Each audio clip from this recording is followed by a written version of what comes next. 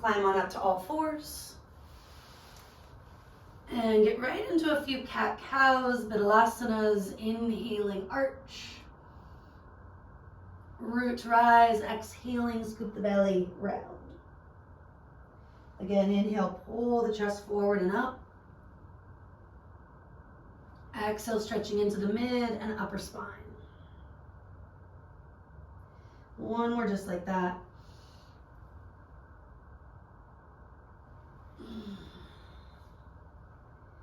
And then from here, let's inhale, arch, look right. Exhale, neutral. Inhale, arch, look left. Exhale, back to neutral. Keep going with that. Maybe taking it just a little bit further. Maybe choosing to come to the bottoms of the feet if you want to explore a different variation.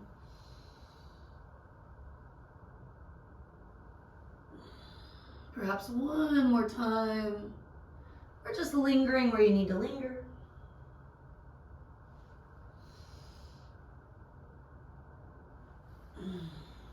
And then, of course, back to table. Climb high onto the fingertips, the finger pads, push the earth away, creating a little suction cup with your hand. Draw the belly in, take a deep breath out. Reach to the right, inhale. Slide that arm underneath you like you're threading the needle, exhale. Do that a couple of times, just waking up the mid, upper spine, inhale, reach. Exhale, slide. This time inhaling, reach wide. Slide the arm on the exhale and then take a couple more breaths to settle in. Maybe using your left fingertips here to continue to twist. You can also relax that arm or take it up and over, kind of a bind. Still drawing your hips back. Soften those areas that might overwork or overreact. Last exhale or two, just being in it.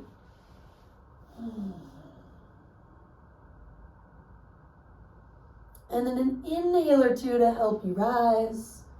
Root down, maybe reach wide one more time on the right side. Take that moment to settle, sway, do what you gotta do, recreating that feeling of suction cups in the hands, connection through the core. Reaching left, inhale. And slide the arm, exhale. 2, maybe 3 more, deep breath in. Find that twist, full breath out. Inhaling. Exhaling. And of course, going further or backing off. Maybe the right fingertips are guiding you. Maybe you've already started to relax the arm or take it further into that partial bind. Then soften, let yourself just be for a sigh or a simple exhale. Cultivating an ocean sound in and out through the nose when you're ready for it.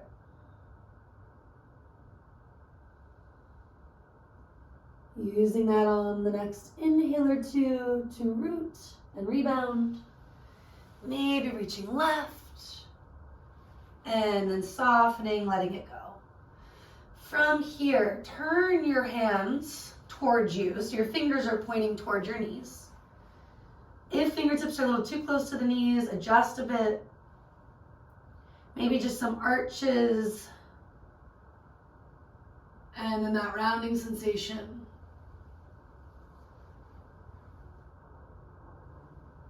Maybe it's intuitive to do something a little bit easier, a little bit bigger, circling, swaying, one hand at a time where you've got that stability of the other. Checking in, being good to you. And then we'll sit back onto the heels. Shake your hands out, sigh it out. Maybe lick your lips, swallow, let the arms raise up or stay down. And then add a few wrist rotations. Simple as just kind of circling them out. Maybe it's more of a massage, doing it one hand at a time if there's a lot of tenderness there in particular. And do try to circle both directions. If it's awkward, that's especially important. And then finally weaving fingers together, circle the whole hand, both wrists one way, the other. Maybe adding that weaving action, your spaghetti and meatballs. And then you can always press the hands forward and up.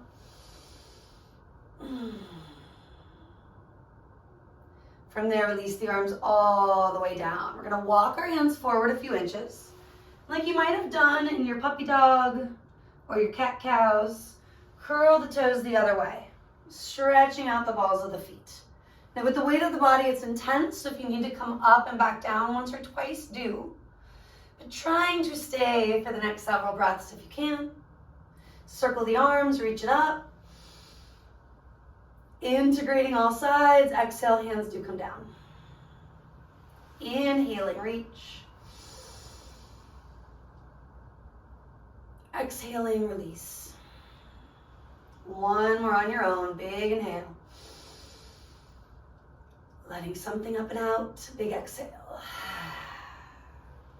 Walk the hands forward.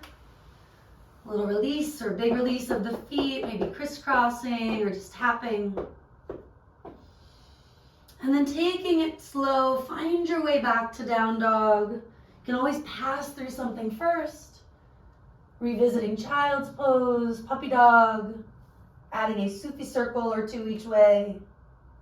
And if you're already with me in down dog, moving through some calf stretching, whether that means alternating legs, climbing high on the balls of the feet, reaching into both heels, or a little combo of the two. Do what's feeling most needed. Linger on the side that's tight, that's sore. Maybe bend both knees a little more to create that length in the spine. Grounding down to reach your hips up. And over time, sending your heels back and down. Toes are bright. Reach them forward. Fingers are bright. Extend them like a jazz hand. Maybe a subtle turnout of both hands, wrists if you need it. You could shake your head, yes, no. Rescan now from the hands to the feet, finding a little more lift in the hips. Maybe a little more length in the hamstrings and calves. And then do walk your hands back to meet your feet. Bring your hands onto your shins or maybe onto your blocks if you're noticing you're really tight. Chest out as you inhale. Fold in as you exhale. Let's do that again. Inhale, expanding. Hinging at your hips, drop the head, contracting. But one more time like that. Inhale. Exhale. Hands can be outside the feet or ankles, on the ankles or calves, pulling yourself in. Talked about using blocks, especially when joints are tender, or even if it's the low back here. So we're taking less weight, putting less weight, on the joints. We're taking some of the weight out of the equation. With that said, bring your hands, your fingertips, your blocks just in front of your feet. You're going to lift your right heel up and then just cross that foot over. And you may recall lining up the baby toes, which works when it works. If not, that right foot might be staggered a little bit forward of the left. Evening it out as much as you can. Do even out the hands as well here. And then inhale, chest forward, just like you did when feet were trained track-like. Exhale, fold. 2, 3 or so from here, we expand. And then we contract. Knees still unlocked, quads active, legs can get straighter or bendier based on what you need. Maybe you keep flowing, maybe not. Take another breath or two, choosing to clear anything that needs to come up and out. Maybe imagine it dropping through the crown of your head, that waterfall effect. And then lift your right heel once again, uncross. Take that moment, maybe spring your knees for a breath.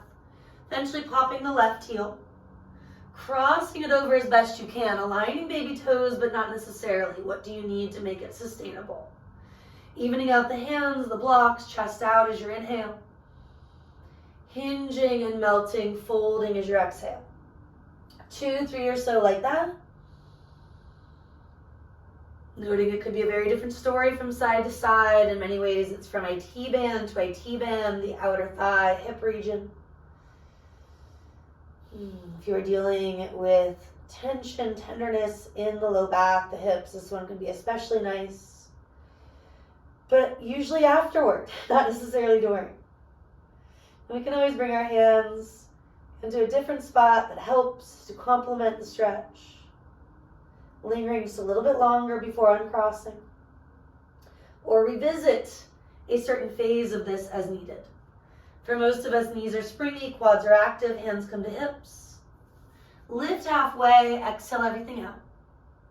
Inhale, stand up all of the way, and again, exhale anything up and out that needs to go. Continuing with that, let's shrug and release. Some shoulder rolls for the next several breaths. Choosing to just sigh or something specific like a horse breath, a lion's roar, to clear the stuff that is not in your control up and out.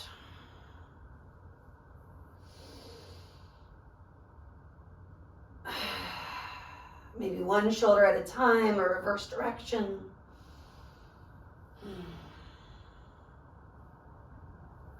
And then let's bring hands to the heart center, Anjali Mudra. Couple of breaths here, just allowing yourself to be physically still. Maybe there's an obvious intention, inviting that in. Maybe changing your inner voice by using a mantra, a phrase when it's helpful. Letting go of some of the busyness that is almost inevitable. And of course, you can start with something as simple as the breath itself. Maybe staying with that throughout the next hour or so. Inhaling. Exhaling. Even using the phrase, I am inhaling. I am exhaling. Noticing when your mind goes elsewhere, whether you're on or off the mat, bringing it back again and again and again. Inhale, reach your arms up. Swan diving your hands through the midline. Take it down. Inhale, expand, chest out. Exhale, we release, melt in. Bring it up, take up space, maybe look up, feel what works. Exhale, hands come down. Consider a quarter turn, helping to shift perspective, to open our minds. We inhale. Swan diving your hands through that prayer shape. Exhale. Inhale. Releasing, let it go. Exhale. Inhale. Reconnecting, hands come down. Exhale. Maybe that quarter turn, no big deal. Inhale, take it up. Lead with your heart, take it down. Inhale, back bending. Exhale, forward bending. Inhale, bring it up. Exhale, hands come down. Quarter turn, reach up. Diving, take it down. Expanding, chest out. Melting, fold in. Inhaling, root and rise. Exhaling, we reconnect. One more time. If you're turning, you inhale. Exhale. Inhale. Exhale. Take it up, maybe look up, that subtle back bend. Bringing hands down, perhaps all the way by your hips. maybe staying at your heart. Lick your lips, swallow. Join me for that horse breath. Choosing to release where and when you can.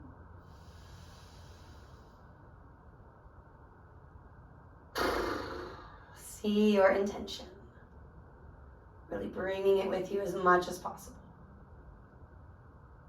As you're ready, reach the arms up. Now add cactus shape. Bend the elbows, brighten fingers. Inhale, take it up. Arms could go wide or through the midline. You're diving it down. Inhale, chest forward, thighs pressing back. Walking it out, downward facing dog. Again, a little calf stretch, neck stretch. Maybe join me in swaying the hips, the heels, the head and neck. Doesn't have to be all at the same time, but it could be.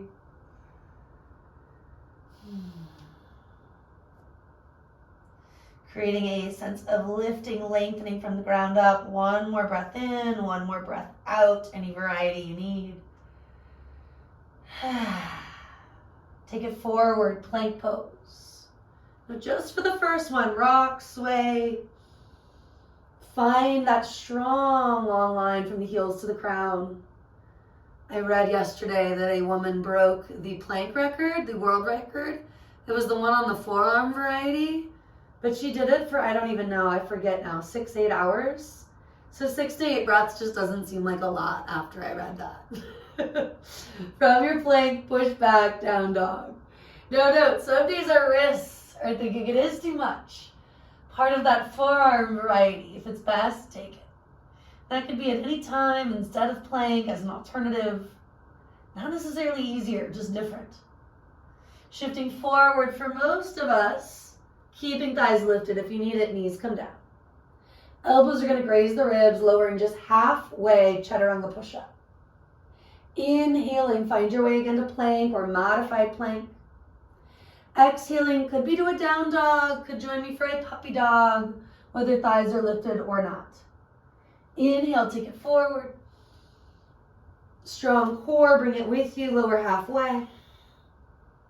Inhale, push the earth away to rise. Exhale, press your booty up and back, maybe softening knees down, maybe just letting them be springy. Now 1 to 2 like that on your own, quality over quantity. There is no competition in yoga. We're not trying to break any world records, right? But maybe being inspired by certain stories, etc. Following that 4th, 5th, even 6th push-up, come on down to your knees. You could revisit the shaking of the hands, the wrists, the circling of that joint.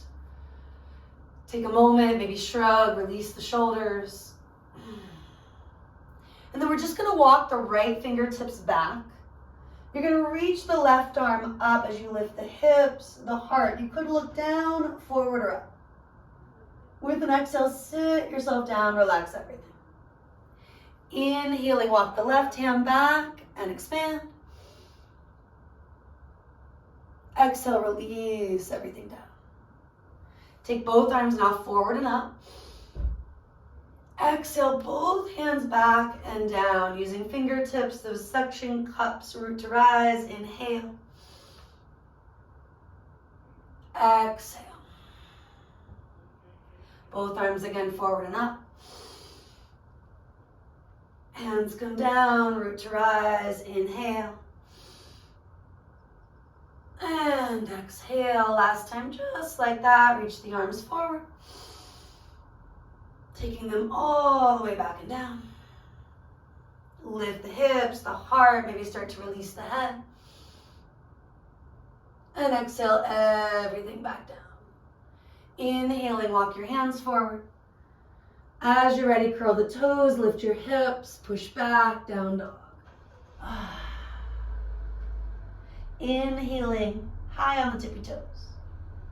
Looking forward, you can walk, you can jump, get your feet toward your hands. Inhale, halfway. Now when you fold in all the way, stay for a moment. Drop the head, lift your quads, your hips. Maybe plant your hands purposely, maybe hold on and pull yourself in. If there's something else calling you, do that. Give yourself permission to find a yogi's choice for another couple of breaths. Let it be soothing and calming. You can drop the arms or hands on hips. Whatever feels best, whatever's more intuitive. Rolling might be more challenging if the body's tender. Inhaling, you can roll or lengthen. Come on up. Exhaling, standing tall. Feel yourself in Tadasana. Maybe join me with one hand at the belly, one at the heart. Connecting with these energy centers where there's all sorts of sensation. Letting yourself ground and soothe from the inside out. Like setting an intention is a tool, so is this particular variation of placing your hands on your body. Allowing yourself to ground. And sometimes in combination, they can be really effective. If your eyes are already open, wonderful. Keeping a soft focal point. Blinking may help if you feel like you're staring or hardening, finding that difference. If you prefer eyes closed, you could always keep that or return to that. But using your drishti to your benefit, bringing it with you, letting it help you see your intention again and again. Let's stay a little bit longer, maybe switching which hands where, changing which chakra, which energy center you feel like you need that connection with, and let it be intuitive. You could lick your lips, swallow, one more big exhale here.